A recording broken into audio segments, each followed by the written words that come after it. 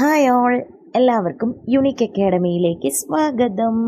അപ്പോൾ ഇന്നൊരു ക്ലാസ് ഒന്നുമല്ല കേട്ടോ, ഇന്നലെ നമ്മുടെ UP സ്കൂൾ ടീച്ചറിൻ്റെ റാങ്ക് ലിസ്റ്റുകൾ വന്നു കേട്ടോ. അപ്പോൾ പല ഗ്രൂപ്പുകളിലും ഇപ്പോൾ ഡിസ്കഷൻ എന്താണ് ഈ റൊട്ടേഷൻ ചാർട്ട്, എങ്ങനെയാണ് ഈ ടേണുകൾ പോകുന്നത്, നമുക്ക് റാങ്ക് ഇത്രയുണ്ട്, പക്ഷേ ഗ്രൂപ്പുകളിലൊക്കെ റൊട്ടേഷൻ ചാർട്ട് പബ്ലിഷ് ചെയ്തപ്പോൾ നമുക്ക് അതിലും താഴെ ടേൺ ആണ് വരുന്നത്. ഇപ്പോൾ 250 റാങ്കുള്ള ഒരാൾ ചിലപ്പോൾ 300 വേക്കൻസി വന്നാലേ കയറാൻ പറ്റൂ, അങ്ങനെയുള്ള സാഹചര്യങ്ങളൊക്കെ ഉണ്ട്.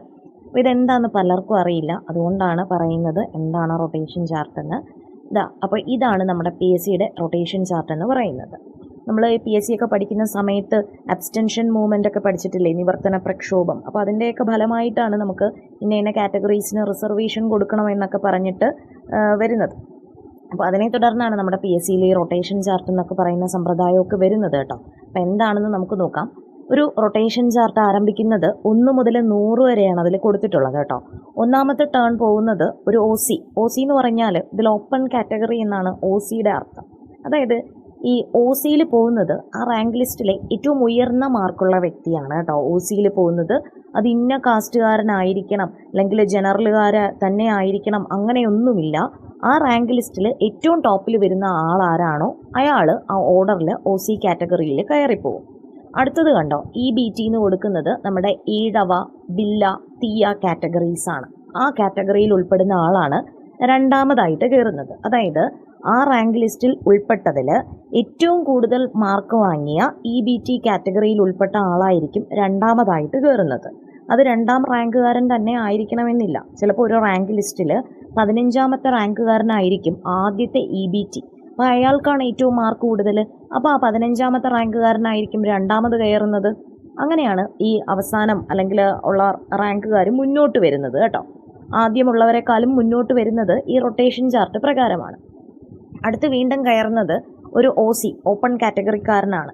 അതായത് വീണ്ടും OCയിൽ കിടക്കുന്നത്, ഇപ്പോൾ ഒന്നാമത്തെ റാങ്കുകാരൻ ആദ്യം എന്തായാലും OCയിൽ കയറിപ്പോവും.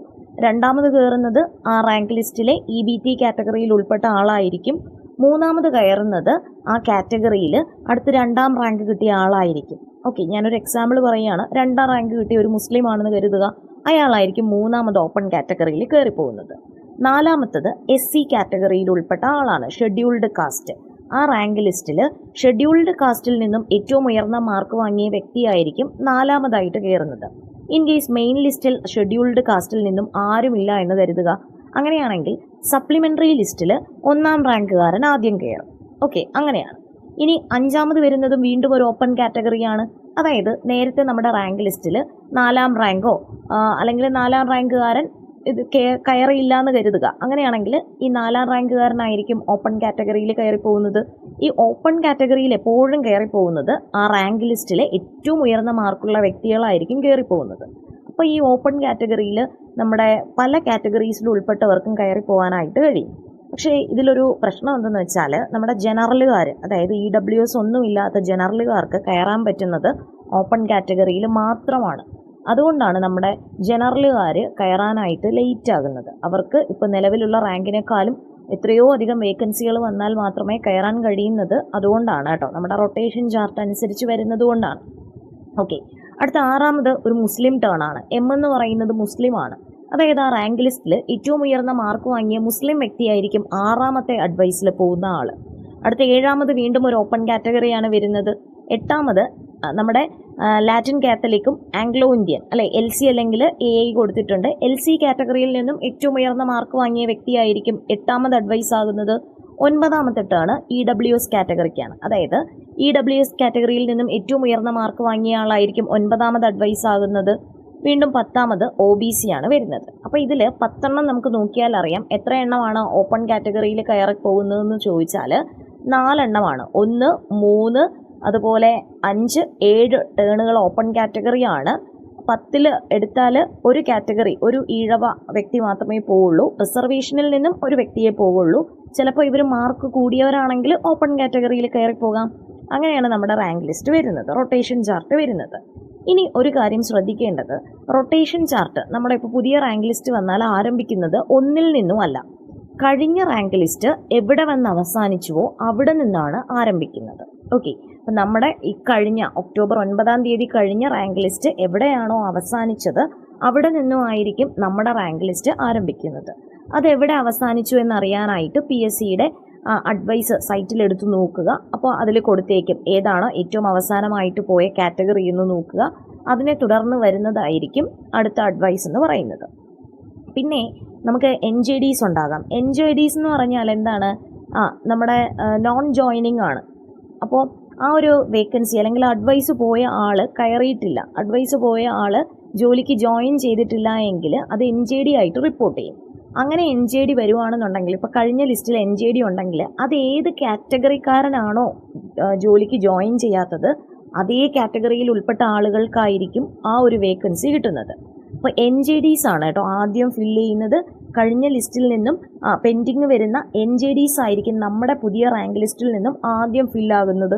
ചിലപ്പോൾ ഇപ്പോൾ ഒരു EWS കാറ്റഗറിയിൽ ഉൾപ്പെട്ട ഒരു വ്യക്തി ജോയിൻ ചെയ്തിട്ടില്ല എങ്കിൽ നമ്മുടെ റാങ്ക് ലിസ്റ്റിൽ നിന്നും ആദ്യം അഡ്വൈസ് പോകുന്നത് നമ്മുടെ റാങ്ക് ലിസ്റ്റിൽ ഏറ്റവും ഉയർന്ന മാർക്ക് വാങ്ങിയ EWS വ്യക്തിക്കായിരിക്കാം. അത് ചിലപ്പോൾ 1ാമത്തെ റാങ്കുകാരനാകണമെന്നില്ല, 20ാമത്തെ റാങ്ക് വാങ്ങിയ വ്യക്തിയായിരിക്കാം ആ റാങ്ക് ലിസ്റ്റിൽ ഏറ്റവും ഉയർന്ന മാർക്ക് വാങ്ങിയ EWSകാരൻ. അങ്ങനെയാണെങ്കിൽ ആ വ്യക്തിക്കായിരിക്കും ആദ്യം അഡ്വൈസ് കിട്ടുന്നത്. അപ്പോൾ കഴിഞ്ഞ റാങ്ക് ലിസ്റ്റിൽ ഇതുപോലെ NJDs ഉണ്ടെങ്കിൽ അതെന്താണ്, ഈ പുതിയ ലിസ്റ്റിൽ അത് ഫില്ലായിട്ടായിരിക്കും ബാക്കി അഡ്വൈസുകൾ പോകുന്നത്. അതുപോലെ തന്നെ ഡിഫറൻ്റ്ലി ഏബിൾഡ് ആയിട്ടുള്ളവർ പെൻഡിങ് വേക്കൻസി ഉണ്ടെങ്കിലും അതുപോലെ ഇവരെ ആയിരിക്കും ഫില്ല് ചെയ്യപ്പെടുന്നത് കേട്ടോ. ഈ പെൻഡിങ് വേക്കൻസീസൊക്കെ ഫില്ല് ചെയ്തിട്ടാണ് പുതിയ റാങ്ക് ലിസ്റ്റ് ആരംഭിക്കുന്നത്. പുതിയ റാങ്ക് ലിസ്റ്റിൽ നിന്നും ഇപ്പോൾ ഡിഫറൻ്റ്ലി ഏബിൾഡ് ആയിട്ടുള്ളത് പഴയ റാങ്ക് ലിസ്റ്റിൽ ഒരു 5 വേക്കൻസി പെൻഡിങ് ആണെന്ന് കരുതുക. കാരണം പഴയ റാങ്ക് ലിസ്റ്റിൽ 5 ഡിഫറൻ്റ്ലി ഏബിൾഡ് ആയിട്ടുള്ളവർ ഉണ്ടായിരുന്നില്ല, അല്ലെങ്കിൽ അത്രയും ആൾക്കാരുടെ വേക്കൻസി ഇപ്പോഴും പെൻഡിങ് ആണെങ്കിൽ പുതിയ റാങ്ക് ലിസ്റ്റിൽ നിന്നും ആ 5 പേരെ എടുത്തിട്ടായിരിക്കും ബാക്കിയുള്ള റൊട്ടേഷൻ ചാർട്ട് ആരംഭിക്കുന്നത്. അതുകൊണ്ടാണ് നമ്മുടെ LP ഇപ്പോൾ അഡ്വൈസ് പോയപ്പോൾ പല ജില്ലകളിലും ഡിഫറൻ്റ്ലി ഏബിൾഡ് കാറ്റഗറീസിനാണ് ആദ്യം അഡ്വൈസ് പോയത്. അപ്പോൾ അതെന്തുകൊണ്ടാണെന്ന് പലർക്കും ഡൗട്ട് വന്നു. ഇതാണ് കാരണം. കഴിഞ്ഞ ലിസ്റ്റിൽ അവരുടെ ആ ഒരു വേക്കൻസിയിൽ ആളുകൾ ജോയിൻ ചെയ്തിട്ടില്ല, അതുകൊണ്ട് അവരുടെ വേക്കൻസി പെൻഡിങ് ആണ്. PSC എപ്പോഴും പെൻഡിങ് വേക്കൻസിയും അതുപോലെ നമ്മുടെ NJDയും ഒക്കെ ഫില്ലാക്കിയതിന് ശേഷമാണ് റെഗുലർ റൊട്ടേഷൻ ചാർട്ട് ആരംഭിക്കുന്നത്. ഓക്കെ, അപ്പോൾ NJDകളൊക്കെ ഉണ്ടോ എന്ന് നിങ്ങൾ നോക്കുക.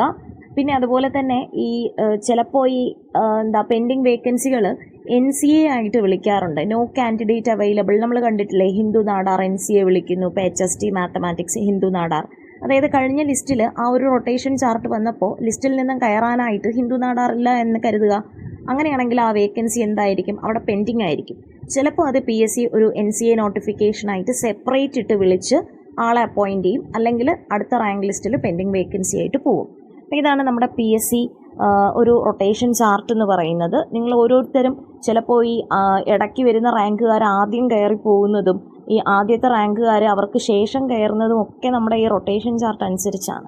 അപ്പോൾ പല റാങ്ക് ഹോൾഡേഴ്സ് ഗ്രൂപ്പിലും റൊട്ടേഷൻ ചാർട്ട് വന്നപ്പോൾ ഒത്തിരി ഡൗട്ടാണ്, എല്ലാവർക്കും ഡൗട്ടാണ്, എന്തുകൊണ്ടാണ് പുറകിലോട്ട് പോയത്, നമ്മളെക്കാളും മാർക്ക് കുറഞ്ഞ ആളുകൾ ആദ്യം കയറുന്നുണ്ടല്ലോ, എന്താണ് റൊട്ടേഷൻ ചാർട്ട് എന്നുള്ളത്. അപ്പോൾ ഈ ഒരു റൊട്ടേഷൻ ചാർട്ട് നിങ്ങൾ നോക്കുക, നിങ്ങളുടെ ഓരോ കാറ്റഗറിക്കും എങ്ങനെയൊക്കെയാണ് ടേൺ എന്ന് നിങ്ങൾ നോക്കുക.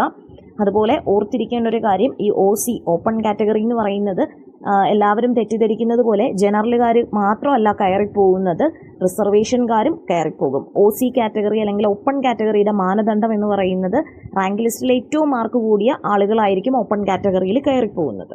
ഓക്കെ, അപ്പോൾ ഈ റിസർവേഷനിൽ ഉൾപ്പെട്ടവരൊക്കെ ഓപ്പൺ കാറ്റഗറിയിൽ കയറി പോവുകയാണെന്നുണ്ടെങ്കിൽ തൊട്ട് താഴെയുള്ള റിസർവേഷൻകാർക്ക് ബെനഫിറ്റാണ്, അവർക്ക് റിസർവേഷൻ ടേണിൽ കയറാമല്ലോ, അങ്ങനെയാണ്. അപ്പോൾ കൂടുതലും ഈ റിസർവേഷൻകാർ ഓപ്പൺ കാറ്റഗറിയിൽ കയറിപ്പോകുമ്പോൾ നമ്മുടെ ജനറലുകാർ കയറാനായിട്ട് ലേറ്റ് ആവും. അപ്പോൾ ഇതൊക്കെയാണ് നമ്മുടെ PSCയുടെ റൊട്ടേഷൻ ചാർട്ട് എന്ന് പറയുന്നത്. എല്ലാവർക്കും മനസ്സിലായി എന്ന് കരുതുന്നു. ഇൻ കേസ് എന്തെങ്കിലും ഡൗട്ട് ഉണ്ടെങ്കിൽ ചോദിക്കുക. അപ്പോൾ ഇതൊക്കെയാണ് റൊട്ടേഷൻ ചാർട്ട്. ഞാൻ ആദ്യത്തെ 100 വരെ പറയുന്നില്ല കേട്ടോ. ഓപ്പൺ കാറ്റഗറിയിൽ തുടങ്ങി നമ്മുടെ 100 വിശ്വകർമ്മയിലാണ് അവസാനിക്കുന്നത്. അപ്പോൾ ഓർത്തിരിക്കുക, റൊട്ടേഷൻ ചാർട്ട് കഴിഞ്ഞ ലിസ്റ്റിൻ്റെ ബാക്കിയായിട്ടാണ് ആരംഭിക്കുന്നത്. ഓരോ 100 കഴിയുമ്പോഴും വീണ്ടും റൊട്ടേഷൻ ചാർട്ട് ആവർത്തിച്ച് വരും കേട്ടോ. 100 കഴിഞ്ഞിട്ട് വീണ്ടും 1 എന്ന് പറഞ്ഞിട്ട് ഓപ്പൺ കാറ്റഗറിയിൽ ഇങ്ങനെ വരും കേട്ടോ. അപ്പോൾ ഇതാണ് നമ്മുടെ റൊട്ടേഷൻ ചാർട്ട് എന്ന് പറയുന്നത്. നിങ്ങൾക്ക് മനസ്സിലായി എന്ന് കരുതുന്നു. അപ്പോൾ ഇങ്ങനെയൊക്കെ റൊട്ടേഷൻ ചാർട്ട് ഉള്ളത് കൊണ്ടാണ് കേട്ടോ പലരും ആദ്യം കയറുന്നതും പലരും പുറകിലോട്ടായി പോകുന്നതും ഒക്കെ. അപ്പോൾ എല്ലാവർക്കും മനസ്സിലായി എന്ന് വിചാരിക്കുന്നു. താങ്ക്